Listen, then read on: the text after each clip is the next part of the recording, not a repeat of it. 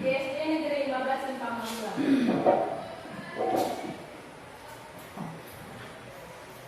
Sebelum saya jelaskan, mari kita simak terlebih dahulu video pembelajaran berikut ini.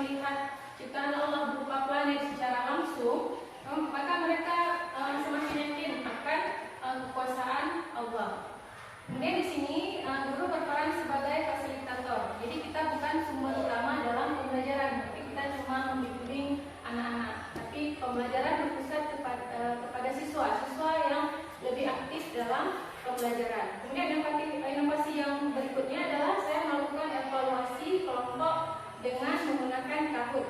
Jadi bukan itu model solo. Nah, mungkin Bapak dan Ibu sekalian ada yang sudah pernah menerapkan. Kira ada yang sudah pernah mencoba model ini, Bapak dan Ibu? Model Sole pernah dengar? Belum? Ya, jadi model Sole ini adalah salah satu model pembelajaran inovatif. Mungkin kita sudah pernah melakukannya, tapi kita tidak tahu namanya. Ya, jadi Sole ini kepanjangan dari Self-Organized Learning Environment. Jadi di sini anak-anak mereka berkolaborasi dalam kelompoknya dan mereka diberi tugas untuk memecahkan permasalahan dalam kelompok. Mereka mencari di internet.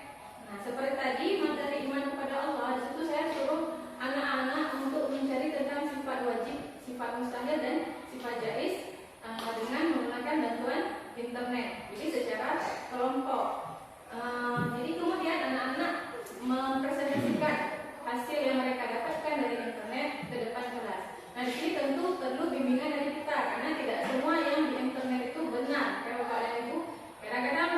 info yang kita dapatkan atau materi yang kita dapatkan itu belum tentu benar. Di sini kita sebagai guru bertugas untuk membimbing ini sudah benar. Nah, seperti itu.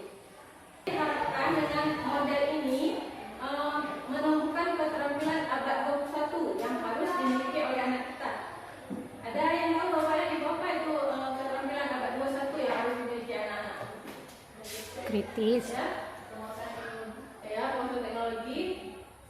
Kritis, kreatif, Kreativitas bisa. kolaboratif.